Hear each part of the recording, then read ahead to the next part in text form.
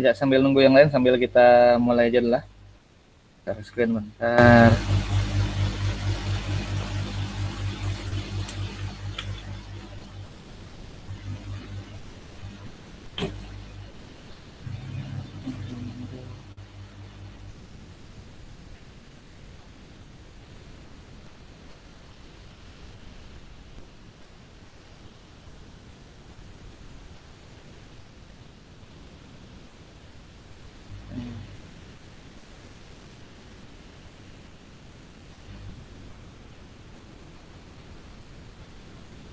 Ya, ini sudah kelihatan lah slide-nya. Ya, baik. Sambil nunggu yang lain, sambil kita mulai. Bismillahirrahmanirrahim. Assalamualaikum warahmatullahi wabarakatuh. Waalaikumsalam warahmatullahi wabarakatuh. Oke, hari ini kita singkat aja. Jadi saya diminta oleh Pak Husnul untuk ngasih gambaran dulu nanti data-data apa aja yang kalian perlukan untuk analisa data geoteknik dan geodesi. Tapi sebenarnya kalau di PBR S1 ini kalau mau dibilang 80% atau 90% malah itu di tempatnya Pak Husnul untuk struktur atas. Struktur bawah itu ya 10-20% lah. Mungkin kalian kalau sampai ke gambar di ED nanti anggap 20%. Oke. Nah, ini kan yang layout outline RPS yang diberikan Pak Husnul di Simari. Jadi pertama pendahuluan, analisa data struktur atas, analisa data geoteknik. Kemudian setelah itu masuk Pak Husnul lagi membuat model struktur yang dirancang, membuat analisis beban gravitasi, membuat analisis beban gempa struktur atas. Terus nanti insya Allah kita ketemu lagi di tanggal 24 Maret ini, saya insya Allah masuk lagi submit laporan antara itu. Saya jelaskan nanti sedikit tentang laporan antara kalau di proyek itu gimana nanti. Kemudian merencanakan fondasi dan desain akhir fondasi struktur, merencanakan balok plat, kolom, hubungan, gambar desain akhir, dan UAS. Tapi sebenarnya yang nomor 89 ini sebenarnya nggak akan bisa kita kerjakan kalau kalian belum selesai sampai nomor minimal 11 lah. Mungkin 12 itu kan bentuk koneksi ya. Minimal kalian selesai 10-11 itu sebenarnya. Jadi sebenarnya 89 ini paling ya kalau saya kasih teorinya aja, mungkin nggak masuk kelas juga ya, masuk kelas nanti 24 Maret ini, tapi nanti kita lihat lagi. Tapi yang jelas sebenarnya 89 ini seharusnya 10-11 itu selesai baru bisa. Ya.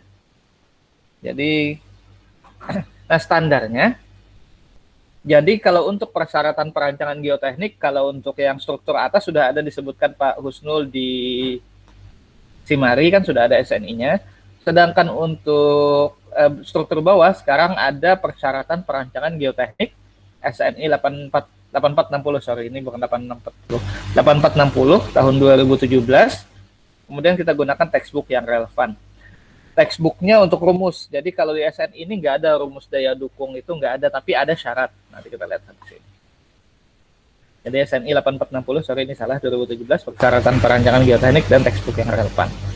Kenapa harus pakai SNI? Jadi kalau pas ada pemeriksaan entah dari inspektorat atau dari TABG nantinya, atau nantinya kan kalau ke depan itu sudah bukan TABG lagi, rencana ke tempatnya adalah TKB, jadi tim kelayakan bangunan. Jadi kalau di undang-undang yang baru, kalau saat ini itu alurnya adalah kalau misalnya kalian mau bikin bangunan, maka pada saat kalian mengajukan IMB, izin mendirikan bangunan, itu kalian harus menyerahkan lengkap detail perhitungan struktur atas sampai struktur bawah.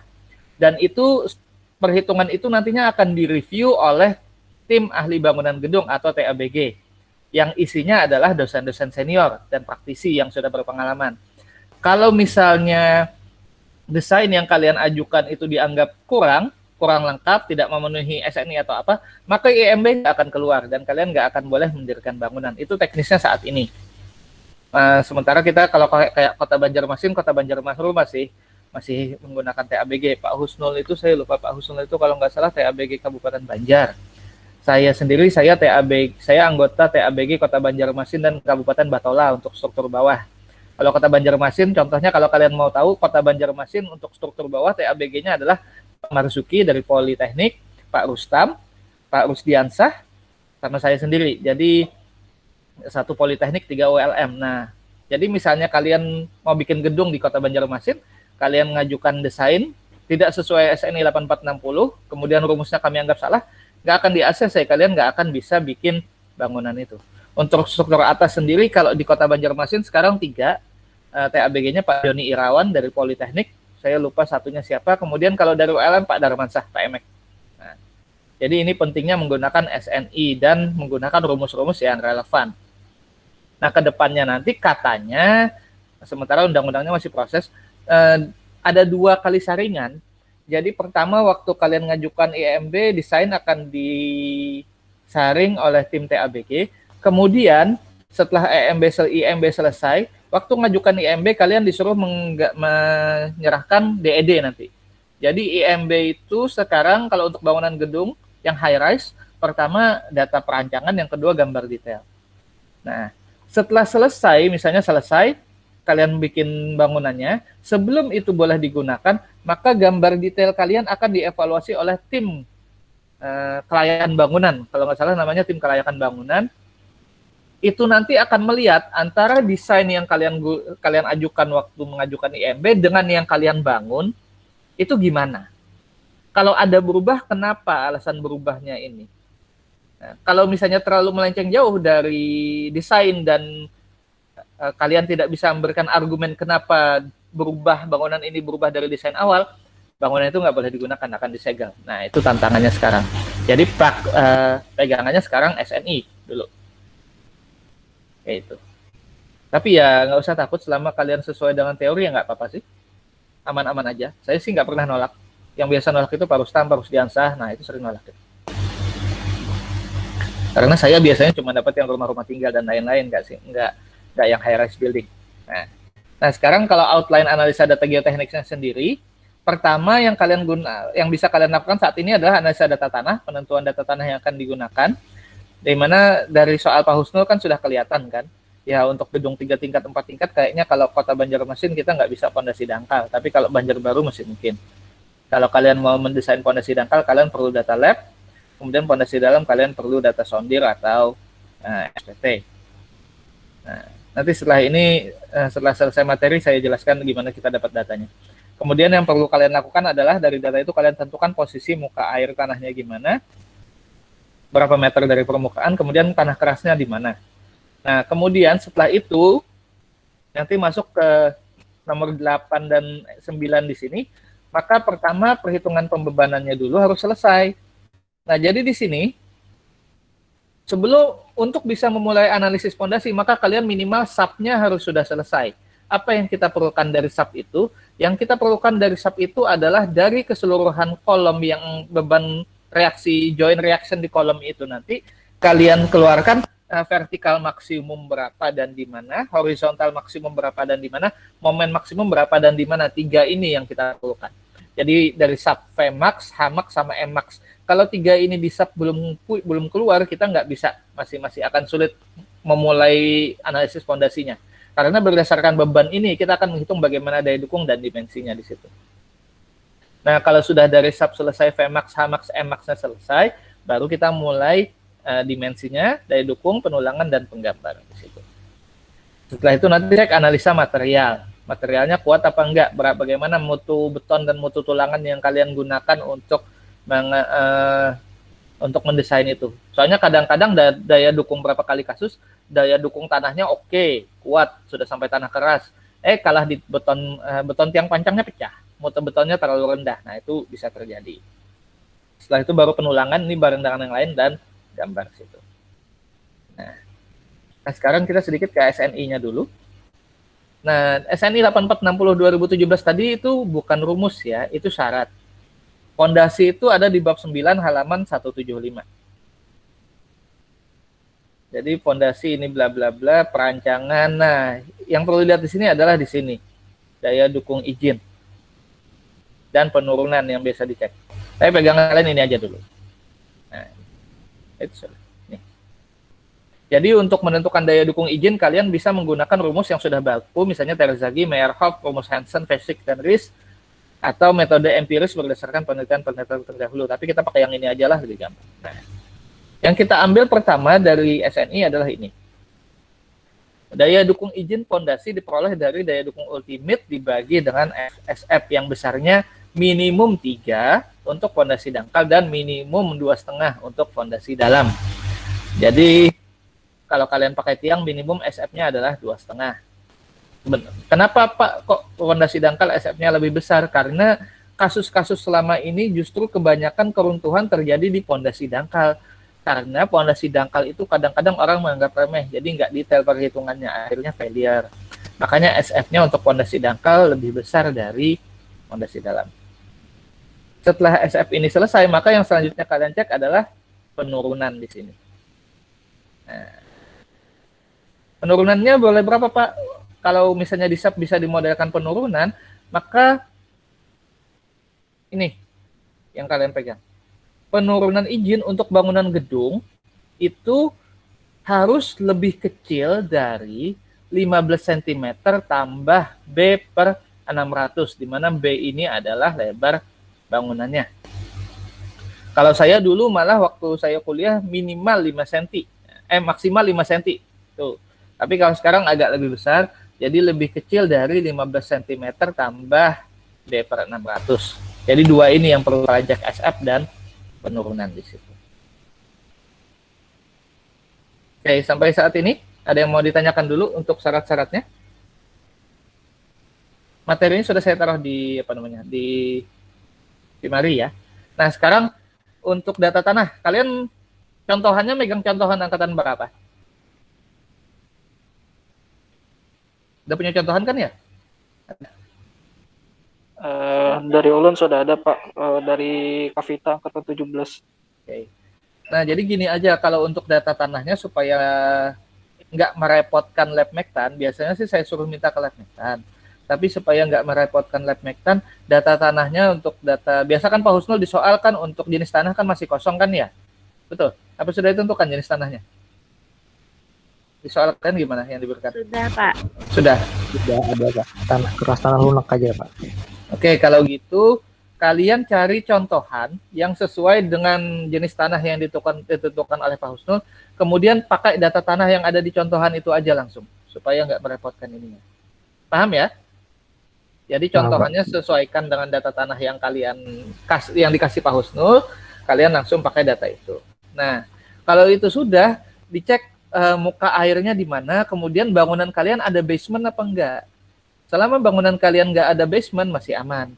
Tapi kalau bangunan kalian ada basement, nah itu harus dilihat muka air tanahnya kena basement apa enggak. Ada yang dapat basement kah? Apa di atas tanah semua? Ada yang pakai ruang bawah tanah? Ya? Kayaknya di atas tanah semua, Pak.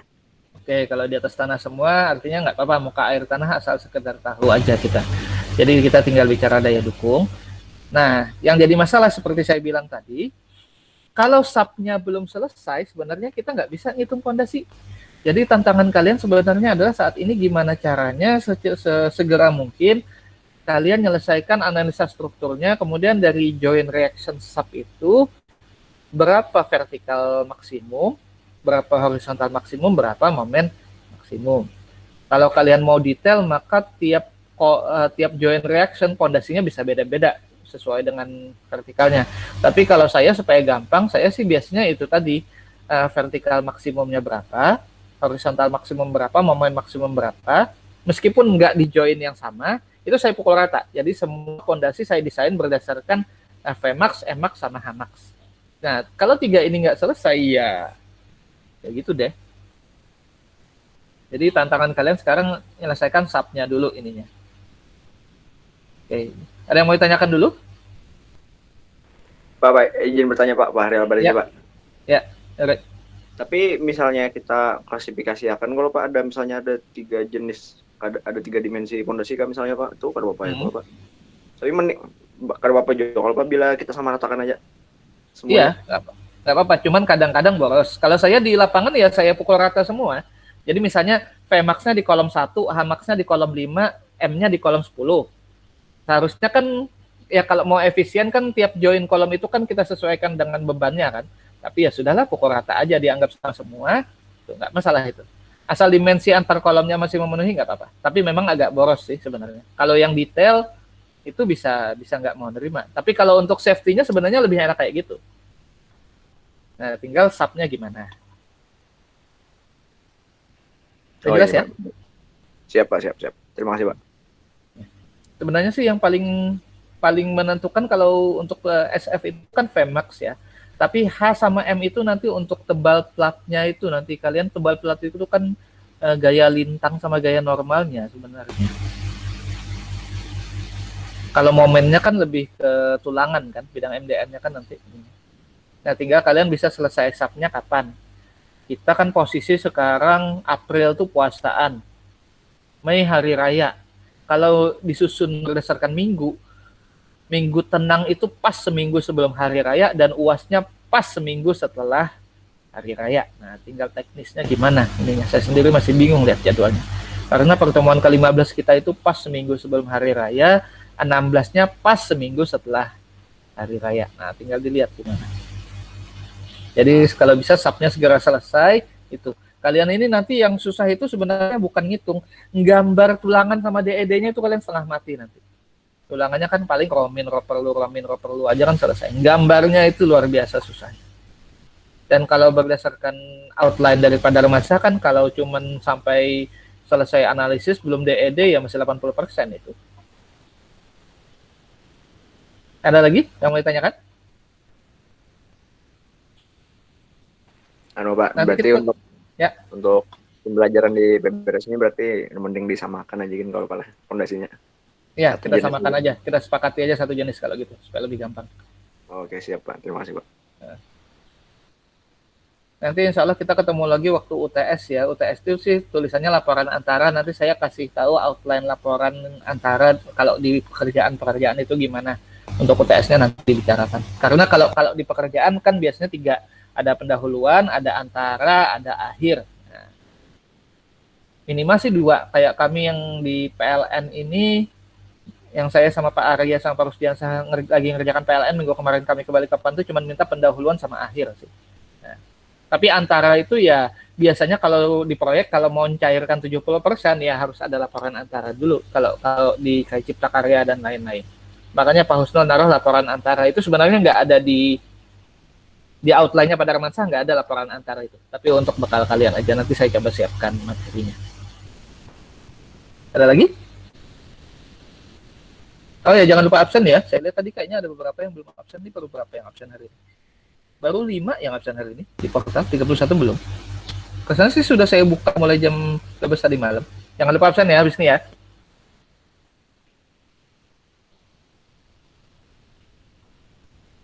Ada pertanyaan lagi? Kalau nggak ada kita tutup aja. Saya singkat itu aja sih. Untuk SNI-nya sudah saya taruh di Simari. Kemudian contoh perhitungan pondasi juga saya taruh di Simari ada. Terus PowerPoint tadi ada di e-learning juga.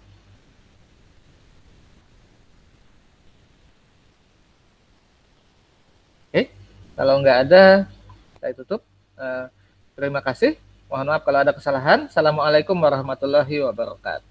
Waalaikumsalam. Terima kasih Pak. Oke, hati-hati waktunya ya, PBRS ya. Dilihat ininya.